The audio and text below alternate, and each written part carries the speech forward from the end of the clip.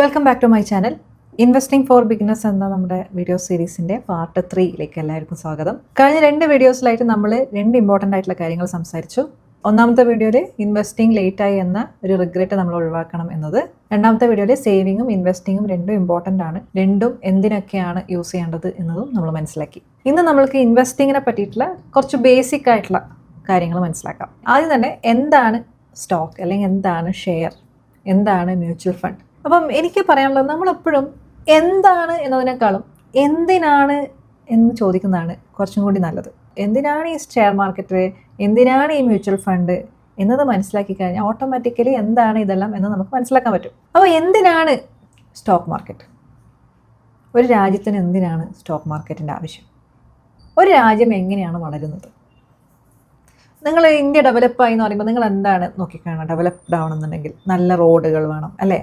നല്ല ഹോസ്പിറ്റൽസ്, നല്ല സ്കൂൾസ്, നല്ല ടെക്നോളജി, നല്ല ഇൻഫ്രാസ്ട്രക്ചർ, അതുപോലെ നല്ല എംപ്ലോയ്മെൻറ്റ്, ആൾക്കാർക്കെല്ലാം നല്ല ജോലി ഉണ്ടാവണം. അപ്പോൾ ഇതൊക്കെ ഉണ്ടായാലാണ് ഒരു രാജ്യത്തിൻ്റെ എക്കണോമി വളരുന്നത്. എന്താണ് ഈ എക്കണോമി? നമ്മൾ പത്രങ്ങളിലും ന്യൂസുകളിലൊക്കെ കേൾക്കുന്നൊരു വാക്കാണ്, അല്ലേ? എക്കണോമി. എന്താണ് എക്കണോമി? ഒരു രാജ്യത്ത് നടക്കുന്ന സാമ്പത്തിക പ്രവർത്തനങ്ങളുടെ ഒരു സിസ്റ്റത്തിനെയാണ് നമ്മൾ എക്കണോമി എന്ന് പറയുക.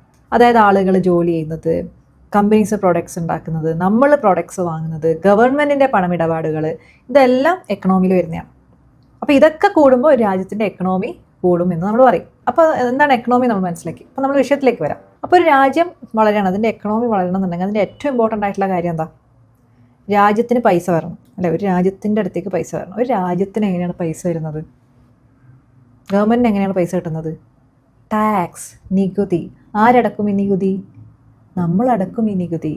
നമ്മൾ വാങ്ങുന്ന ഉപ്പ് തൊട്ട് കർപ്പൂരം വരെ, ഉപ്പിന് ടാക്സ് ഇല്ലാതെ ഒന്നും. ചില സാധനങ്ങൾ, ചില എക്സെപ്ഷൻസ് ഒക്കെ ഉണ്ട്. പക്ഷേ നമ്മൾ വാങ്ങുന്ന മിക്ക സാധനങ്ങൾക്കും നമ്മൾ ടാക്സ് കൊടുക്കണം.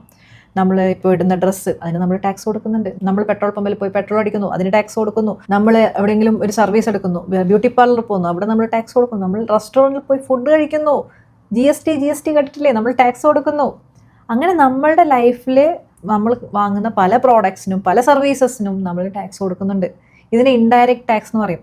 അതുപോലെ ഡയറക്റ്റ് ടാക്സ് ഉണ്ട്, അതാണ് ഇൻകം ടാക്സ്. അതായത് നമ്മൾക്കൊരു വരുമാനം കിട്ടുകയാണെങ്കിൽ, ഒരു ഇത്ര പരിമിതി മുകളിൽ നമ്മൾക്ക് വരുമാനം ഉണ്ടെങ്കിൽ നമ്മൾ ഗവൺമെൻറ് ടാക്സ് കൊടുക്കണം. ഇപ്പോൾ നമുക്കൊരു 20 ലക്ഷം കിട്ടാണ്, സാലറി ആയിട്ട് കിട്ടാണ്. നമ്മുടെ കയ്യിൽ 20 ലക്ഷം വരികയാണ്. ആ 20 ലക്ഷത്തിൻ്റെ മുകളിൽ ഗവൺമെൻറ് നിശ്ചയിച്ചിരിക്കുന്നൊരു ടാക്സ് നമ്മൾ ഗവൺമെൻറ് കൊടുക്കണം.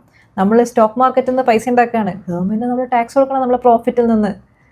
അപ്പോൾ തൊട്ടതിനും പിടിച്ചതിനൊക്കെ നമ്മൾ ടാക്സ് കൊടുക്കുന്നുണ്ട്. അങ്ങനെയാണ് ഗവൺമെൻറ്റിന് ഈ പണം കിട്ടുന്നത്. അങ്ങനെയാണ് ഗവൺമെൻറ്റിൻ്റെ വളരുന്നത്, രാജ്യത്തിൻ്റെ എക്കണോമി വളരുന്നത്.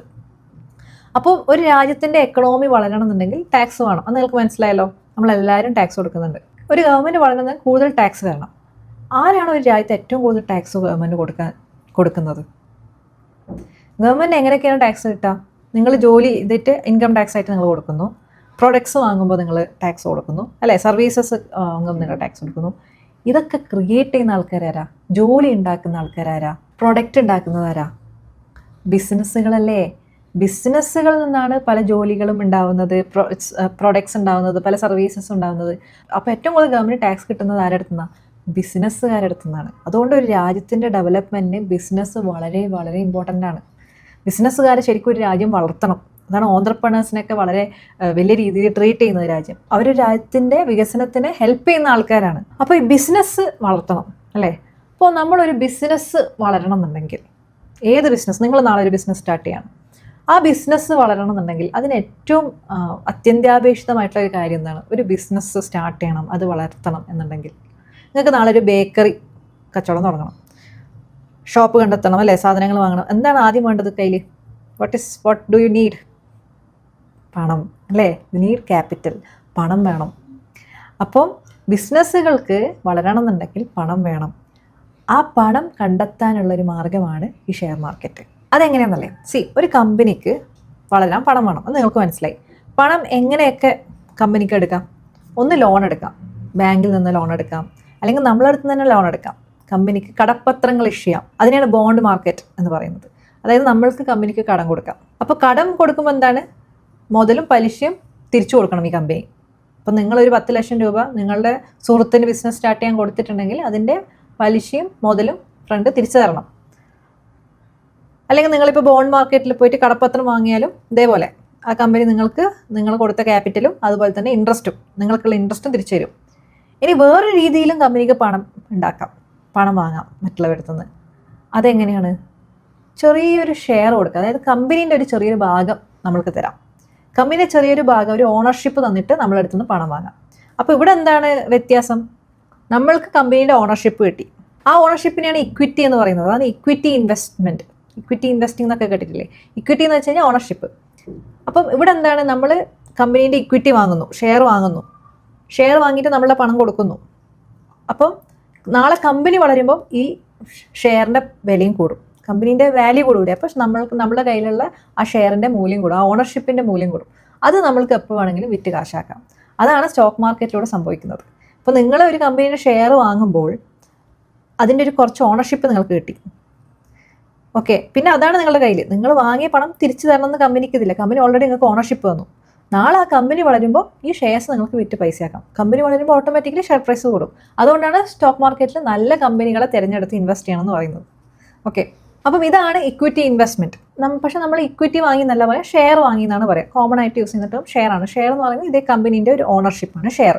അതായത് ഒരു കമ്പനീൻ്റെ ഓണർഷിപ്പ് പല ചെറിയ പീസസ് ആയിട്ട് മുറിച്ച് മാറ്റിയെന്ന് വിചാരിക്കുക. അതിലൊരു കുഞ്ഞു പീസാണ് ഒരു ഷെയർ. ഇപ്പോൾ നിങ്ങൾ പറയുകയാണെങ്കിൽ നിങ്ങൾക്ക് റിലയൻസിൻ്റെ 5 ഷെയർസ് ഉണ്ട്, അല്ലെങ്കിൽ ഇൻഫോസിസിൻ്റെ 5 ഷെയർസ് ഉണ്ട് എന്ന് പറഞ്ഞാൽ നിങ്ങൾ ആ സ്പെസിഫിക് കമ്പനീൻ്റെ കുറച്ച് ഓണർഷിപ്പ് നിങ്ങളുടെ കയ്യിലുണ്ട്, ഇത്ര ഷെയർസ് നിങ്ങളുടെ കയ്യിലുണ്ട്, നിങ്ങൾ ആ കമ്പനീൻ്റെ ഒരു കുഞ്ഞു ഓണറാണ്. അപ്പോൾ നിങ്ങൾ ചിലപ്പം ചില ആൾക്കാർ ഇപ്പോൾ ചിന്തിക്കണം, ഈ സ്റ്റോക്ക് എന്ന് നമ്മൾ പറയാറില്ലേ, ഷെയറും എന്ന് പറയാറുണ്ട്, സ്റ്റോക്കും എന്ന് പറയാറുണ്ട്. രണ്ടും ഒന്നാണോ? ടെക്നിക്കലി രണ്ടും ഒന്നല്ല. ഷെയർ എന്ന് വെച്ച് കഴിഞ്ഞാൽ പൊതുവേ നമ്മൾ പറയാം ഒരു കമ്പനീൻ്റെ ഒരു സ്പെസിഫിക് കമ്പനീനെ ചേർത്താണ് പറയാം. അതായത് ഫോർ എക്സാമ്പിൾ ഇപ്പം ഞാൻ പറയുകയാണെങ്കിൽ എനിക്ക് 10 ഷെയർസ് ഉണ്ട്, അല്ലെങ്കിൽ എനിക്ക് 100 ഷെയർസ് ഉണ്ടെന്ന് പറഞ്ഞു കഴിഞ്ഞാൽ ഞാൻ ഉദ്ദേശിക്കുന്നത് അയാൾക്ക് ഏതോ ഒരു കമ്പനീൻ്റെ 100 ഷെയർസ് ഉണ്ട് എന്നതാണ്. പക്ഷേ ഞാൻ പറയുകയാണെങ്കിൽ എനിക്ക് 10 സ്റ്റോക്സ് ഉണ്ടെന്ന് പറയുമ്പോൾ ഉദ്ദേശിക്കുന്നത് 10 കമ്പനീൻ്റെ ഷെയർസ് ഉണ്ട് എന്നതാണ്. ഓക്കെ, ഇപ്പോൾ ഒരു സ്റ്റോക്ക് എന്ന് പറഞ്ഞാൽ ഒരു കൂട്ടം ഓഫ് ഷെയർസിനാണ് സ്റ്റോക്ക് എന്ന് പറയാം. പക്ഷേ ഞാൻ നിങ്ങളൊരു കാര്യം പറയട്ടെ, ഇത് രണ്ടും അങ്ങോട്ടും ഇങ്ങോട്ടൊക്കെ എക്സ്ചേഞ്ച് ചെയ്ത് പറഞ്ഞാലൊന്നും ഒരു പ്രശ്നമില്ല. ആരെങ്കിലും നമ്മൾ അതും പറഞ്ഞ് കളിയാക്കിയാലും കുഴപ്പമില്ല, നമുക്ക് അറിയുന്നുണ്ടായിരുന്നില്ല. ചിലർ നമ്മളെ കറക്റ്റ് ചെയ്ത് അവർ ആൻസർ പറഞ്ഞു തരുമ്പോൾ അതിൽ നിന്നുള്ള ആൻസർ എടുക്കുക, മുന്നോട്ട് പോവുക. നമ്മൾ തന്നെ ക്രിട്ടിസൈസ് ചെയ്യേണ്ട ആവശ്യമില്ല. ഈ ഇതുപോലെ അറിയാത്തൊരു പൊട്ടിയാണോ നീ, മണ്ടിയാണോ നീ, അല്ലെങ്കിൽ പൊട്ടനാണോ നീ, അങ്ങനെയൊന്നും ചിന്തിക്കേണ്ട. നമുക്കത് അറിയുന്നുണ്ടായിരുന്നില്ല. ഓപ്പൺ മൈൻഡ് വെച്ച് പഠിക്കുക, അത്രയേ ഉള്ളൂ. അപ്പോൾ നിങ്ങൾക്ക് എന്താണ് ഇക്വിറ്റി ഇൻവെസ്റ്റ്മെൻറ്റ്, എന്താണ് ഷെയർ, എന്താണ് സ്റ്റോക്ക്, ഇതൊക്കെ മനസ്സിലായി. എന്തിനാണ് ഈ സ്റ്റോക്ക് മാർക്കറ്റ് ഉള്ളതെന്ന് മനസ്സിലായി. കാരണം ബിസിനസ്സുകാർക്ക് ഫണ്ടിങ്ങിന് വേണ്ടിയിട്ട് സ്റ്റോക്ക് മാർക്കറ്റിലൂടെ പണം കണ്ടെത്താം. അതിനുവേണ്ടി രാജ്യം ഒരുക്കി കൊടുക്കുന്ന ഒരു പ്ലാറ്റ്ഫോമാണ് ഈ സ്റ്റോക്ക് മാർക്കറ്റ്. കാരണം രാജ്യത്തിന് ബിസിനസ് വളരെ ഇമ്പോർട്ടൻ്റ് ആണ്. എന്തുകൊണ്ട് ഇമ്പോർട്ടൻ്റ് ആണെന്നൊക്കെ നിങ്ങൾക്ക് മനസ്സിലായല്ലോ. ഇനി നമ്മൾക്ക് അടുത്ത വിഷയത്തിലേക്ക് വരാം. Mutual fund. എന്താണ് ഈ മ്യൂച്വൽ ഫണ്ട്? നിങ്ങളിപ്പം ഷെയർ മാർക്കറ്റ്, സ്റ്റോക്ക് മാർക്കറ്റ് ഇതൊക്കെ മനസ്സിലാക്കി നിങ്ങൾക്കൊരു സ്റ്റോക്കിൽ ഇൻവെസ്റ്റ് ചെയ്യണം. പക്ഷേ നിങ്ങൾക്ക് ഏത് കമ്പനി സെലക്ട് ചെയ്യണമെന്ന് അറിയില്ല, എങ്ങനെ അത് അനലൈസ് ചെയ്യണമെന്നൊന്നും അറിയില്ല. ഇപ്പം നിങ്ങളൊരു ഫ്രൂട്ട് ഷോപ്പിൽ പോയിട്ട് ഒരു ഫ്രൂട്ട് മാത്രം വാങ്ങുകയാണ്, ഒരു ആപ്പിൾ മാത്രം വാങ്ങുന്നു. പക്ഷേ നിങ്ങൾക്ക് വേറൊരു ഓപ്ഷൻ ഉണ്ട്. നിങ്ങൾക്കൊരു ഫ്രൂട്ട് ഷോപ്പിൽ പോയിട്ട് ഒരു ഫ്രൂട്ട് ബാസ്ക്കറ്റ് വാങ്ങാം. അതിൽ ആപ്പിൾ ഉണ്ട്, ഓറഞ്ച് ഉണ്ട്, മുന്തിരി ഉണ്ട്, അങ്ങനെ കുറച്ച് ഫ്രൂട്ട്സിൻ്റെ ഗ്രൂപ്പ്സ് ഉണ്ട്. ഈ മ്യൂച്വൽ ഫണ്ട് ഒരു ഫ്രൂട്ട് ബാസ്ക്കറ്റ് പോലെയാണ്. ഒരു മ്യൂച്വൽ ഫണ്ടിൽ പല കമ്പനീസ് ഉണ്ടാവും. അപ്പോൾ മ്യൂച്വൽ ഫണ്ട് വാങ്ങുമ്പോൾ നിങ്ങൾ പല കമ്പനീസിൻ്റെയും ഷെയർസ് നിങ്ങൾ വാങ്ങുന്നു. ഓക്കെ, അതിന് ഷെയർ എന്നല്ല പറയാം, മ്യൂച്വൽ ഫണ്ടിന് പറയുമ്പോൾ മ്യൂച്വൽ ഫണ്ട് യൂണിറ്റ് എന്നാണ് പറയുക. അതായത് ആ യൂണിറ്റിൽ പല കമ്പനീസിൻ്റെയും ഷെയർസിൻ്റെ കുഞ്ഞു ഭാഗങ്ങളുണ്ട്. അപ്പോൾ നിങ്ങളൊരു കമ്പനീനെ മാത്രം ഡിപ്പെൻഡ് ചെയ്യണ്ട. മ്യൂച്വൽ ഫണ്ട് ആകുമ്പോൾ ഒരു മ്യൂച്വൽ ഫണ്ട് മാനേജർ ഉണ്ടാകും, പുള്ളി കമ്പനീസൊക്കെ അനലൈസ് ചെയ്ത് ഇൻവെസ്റ്റ് ചെയ്തോളും. നമ്മളുടെ ഗോൾസിനനുസരിച്ച്, നമ്മുടെ ലക്ഷ്യത്തിനനുസരിച്ചിട്ടുള്ളൊരു ഫണ്ട് സെലക്ട് ചെയ്യുക, അതിൽ ഇൻവെസ്റ്റ് ചെയ്യുക. നമ്മൾക്ക് എല്ലാ കമ്പനീനും ട്രാക്ക് ചെയ്യേണ്ട ആവശ്യമൊന്നുമില്ല. അതുകൊണ്ട് തന്നെ മിക്ക ബിഗിനേഴ്സും മ്യൂച്വൽ ഫണ്ടിൽ ഇൻവെസ്റ്റ് ചെയ്തിട്ടാണ് ഈ ഇക്വിറ്റി ഇൻവെസ്റ്റ്മെൻറ്റ് സ്റ്റാർട്ട് ചെയ്യുക. ഈ മ്യൂച്വൽ ഫണ്ടിൽ തന്നെ ഇക്വിറ്റി, അതായത് സ്റ്റോക്സിൽ ഇൻവെസ്റ്റ് ചെയ്യുന്ന ഫണ്ട്സും ഉണ്ട്. അതുപോലെ തന്നെ ഞാൻ നേരത്തെ പറഞ്ഞില്ലേ ബോണ്ട്സ്, കടപ്പത്രങ്ങൾ, അതിൽ ഇൻവെസ്റ്റ് ചെയ്യുന്ന ഫണ്ട്സും ഉണ്ട്. അതിന് ഡെറ്റ് മ്യൂച്വൽ ഫണ്ട്സ് എന്ന് പറയും. അത് നമുക്ക് സെപ്പറേറ്റ് പിന്നീട് ഒരു വീഡിയോയിൽ ഡിസ്കസ് ചെയ്യാം. അപ്പോൾ നിങ്ങൾക്ക് മ്യൂച്വൽ ഫണ്ട്സ് എന്താണെന്ന് മനസ്സിലായി. ഒരു ബിഗിനർക്ക് സ്റ്റോക്ക് മാർക്കറ്റിലേക്ക് കയറാൻ എളുപ്പമായിട്ടുള്ളൊരു മാർഗ്ഗമാണ് മ്യൂച്വൽ ഫണ്ട്. ശരിക്കും പാവപ്പെട്ടവൻ്റെ സ്റ്റോക്ക് മാർക്കറ്റാണ് മ്യൂച്വൽ ഫണ്ട്. കാരണം സ്റ്റോക്ക് മാർക്കറ്റിൽ ഇൻവെസ്റ്റ് ചെയ്യണമെന്നുണ്ടെങ്കിൽ കുറച്ചൊക്കെ നമ്മൾ അതിനെപ്പറ്റി പഠിക്കുകയും മനസ്സിലാക്കുകയും വേണം. മ്യൂച്വൽ ഫണ്ട് ആകുമ്പോൾ ഡയറക്റ്റ് ഇൻവെസ്റ്റ്മെൻറ്റ് അത്രയും നമ്മൾ എഫേർട്ട് എടുക്കേണ്ട ആവശ്യമില്ല. ഇനി മൂന്നാമത്തത് SIP. എന്താണ് SIP? പലരും വിചാരിക്കും SIP ഒരു മ്യൂച്വൽ ഫണ്ടാണ്, SIP എന്തോ വലിയ സംഭവമാണ്. എന്താണ് ശരിക്കും SIP? Systematic investment plan. SIP എന്ന് പറയുന്നത് ഒരു ഇൻവെസ്റ്റ്മെൻറ്റ് മെത്തേഡാണ്. നിങ്ങളിപ്പോൾ ഒരു മാസം പണം ഒരു സ്ഥലത്ത് നിക്ഷേപിക്കുകയാണ്. ഇപ്പോൾ ചിട്ടി എടുക്കാം, അല്ലെങ്കിൽ പോസ്റ്റ് ഓഫീസിൽ റെക്കറിംഗ് ഡെപ്പോസിറ്റ് എടുക്കാം. എല്ലാ മാസവും നിങ്ങൾ പണം കൊടുക്കുന്നു അല്ലേ, അത് സിസ്റ്റമാറ്റിക്കായിട്ട് നിങ്ങൾ ഒരു സ്ഥലത്ത് ഇൻവെസ്റ്റ് ചെയ്യണം, SIP ആയിട്ട് ഇൻവെസ്റ്റ് ചെയ്യണം. അതിനെയാണ് SIP എന്ന് പറയാം. അതിപ്പോൾ മ്യൂച്വൽ ഫണ്ടിൽ നിങ്ങൾ ഓരോരോ മാസം ഇൻവെസ്റ്റ് ചെയ്യുകയാണെങ്കിൽ മ്യൂച്വൽ ഫണ്ടിൽ നിങ്ങൾ SIP ചെയ്യുന്നു. നിങ്ങൾ സ്റ്റോക്കിൽ എല്ലാ മാസവും ഓരോരോ സ്റ്റോക്ക് വാങ്ങുകയാണെങ്കിൽ അത് സ്റ്റോക്സിൽ നിങ്ങൾ SIP ചെയ്യുന്നു. അത്രേ ഉള്ളൂ SIP. പക്ഷേ നമ്മൾ SIP എന്ന് പറയുമ്പോൾ യൂഷ്വലി മ്യൂച്വൽ ഫണ്ട് വേൾഡിലാണ് SIP കൂടുതലും പറയാം. കാരണം മ്യൂച്വൽ ഫണ്ട് മിക്ക ആൾക്കാരും SIP ആയിട്ടാണ് ഇൻവെസ്റ്റ് ചെയ്യുന്നത്. മാസം ഒരു ചിട്ട പോലെ മ്യൂച്വൽ ഫണ്ട്സിൽ ആൾക്കാർ SIP ആയിട്ട് ഇൻവെസ്റ്റ് ചെയ്യുന്നു. അതായത് മ്യൂച്വൽ ഫണ്ട് ഒരു ബസ്സാണെങ്കിൽ SIP ഒരു ടിക്കറ്റ് പോലെ പോകുമ്പോൾ നമ്മളൊരു ടിക്കറ്റ് എടുക്കണം SIP. അപ്പോൾ സിസ്റ്റമാറ്റിക് ആണെങ്കിൽ, അതായത് പതിവായിട്ട് റെഗുലർ ഇൻ്റർവെൽസിലാണ് ഇൻവെസ്റ്റ് ചെയ്യുന്നതെങ്കിൽ അതിന് SIP എന്ന് പറയും. മറിച്ച് നമ്മൾ മൊത്തമായിട്ട് പണം ഇടുകയാണെങ്കിൽ അതിനെ ലംസം എന്ന് പറയും. ഒറ്റയടിക്ക് നമ്മളിപ്പോൾ ഒരു 5 ലക്ഷം ഉണ്ട്, ഒറ്റയടിക്ക് മ്യൂച്വൽ ഫണ്ട് ഇടുന്നു, അത് ലംസം ഇൻവെസ്റ്റ്മെൻറ്റ്. അല്ലെങ്കിൽ ഒറ്റയടിക്ക് സ്റ്റോക്ക് മാർക്കറ്റിൽ പോയി 5 ലക്ഷം ഇടുന്നു, അത് ലംസം ഇൻവെസ്റ്റ്മെൻറ്റ്. അപ്പം SIP എന്താണെന്ന് നിങ്ങൾക്ക് മനസ്സിലായി, അതിൻ്റെ കൂടെ തന്നെ ലംസം എന്താണെന്ന് നിങ്ങൾക്ക് മനസ്സിലായി. സോ ഒന്ന് റീക്യാപ്പ് എടുത്ത് നോക്കി. ഈ വീഡിയോയിൽ നിന്ന് നമ്മൾ എന്തൊക്കെയാണ് പഠിച്ചത്? ഇക്വിറ്റി എന്താണെന്ന് മനസ്സിലാക്കി. ഇക്വിറ്റി എന്ന് വെച്ച് കഴിഞ്ഞാൽ ഓണർഷിപ്പ്. ഷെയർ എന്താണെന്ന് മനസ്സിലാക്കി. ഒരു കമ്പനീൻ്റെ ചെറിയൊരു ഓണർഷിപ്പാണ് ഷെയർ. സ്റ്റോക്ക് എന്താണെന്ന് മനസ്സിലാക്കി. ഒരു കൂട്ടം ഷെയർസ് ആണ് സ്റ്റോക്സ് എന്ന് മനസ്സിലാക്കി. അല്ലെങ്കിൽ കമ്പനീസിൻ്റെ ഓണർഷിപ്പിനെ ബ്രോഡറായിട്ട് നമ്മൾ യൂസ് ചെയ്യുന്ന ഒരു വേർഡാണ് സ്റ്റോക്ക്. മ്യൂച്വൽ ഫണ്ട് എന്താണെന്ന് മനസ്സിലാക്കി. പല കമ്പനീസ് അടങ്ങിയ ഒരു ബാസ്ക്കറ്റാണ് mutual funds, equity mutual funds. നേരെ മറിച്ച് ഡെറ്റ് മ്യൂച്വൽ ഫണ്ട്സ് പറയുന്നത് പല കമ്പനീസിൻ്റെയൊക്കെ പല കടപ്പത്രങ്ങളുടെ ഒരു ബോക്സാണ് ഡെറ്റ് മ്യൂച്വൽ ഫണ്ട്. പക്ഷേ ഇപ്പോൾ നമ്മൾ ഇക്വിറ്റി ഇൻവെസ്റ്റ്മെൻറ്റ് പറയുകയാണെങ്കിൽ ഇക്വിറ്റി മ്യൂച്വൽ ഫണ്ട്സ് എന്ന് പറയുന്നത് പല കമ്പനീസിൻ്റെയും ഒരു ബാസ്ക്കറ്റാണ് ഇക്വിറ്റി മ്യൂച്വൽ ഫണ്ട്. SIP റെഗുലറായിട്ട് ഇൻവെസ്റ്റ് ചെയ്യുന്ന ഒരു രീതിനെയാണ് SIP എന്ന് വിളിക്കുന്നത്. അപ്പം നമ്മൾ ഇത്രയും കാര്യങ്ങൾ ഈ വീഡിയോയിൽ പഠിച്ചു. ആദ്യം മനസ്സിലാക്കേണ്ടത്, ഇൻവെസ്റ്റിംഗ് ചെയ്യുമ്പോൾ ഏറ്റവും വലിയ തടസ്സം എന്ന് പറയുന്നത് നമ്മളുടെ ഇൻ്റലിജൻസ് ഒന്നുമല്ല, നമ്മളുടെ പേടി, നമ്മളുടെ കൺഫ്യൂഷൻ, അല്ലെങ്കിൽ നമ്മുടെ ഓവർ തിങ്കിങ്, ഇതൊക്കെയാണ്. അതുകൊണ്ട് നമ്മൾ സ്റ്റെപ്പായിട്ട് പഠിക്കുകയാണ്, പെർഫെക്റ്റ് ആവാൻ വേണ്ടിയിട്ടല്ല, മനസ്സിലാക്കാൻ വേണ്ടിയിട്ട്.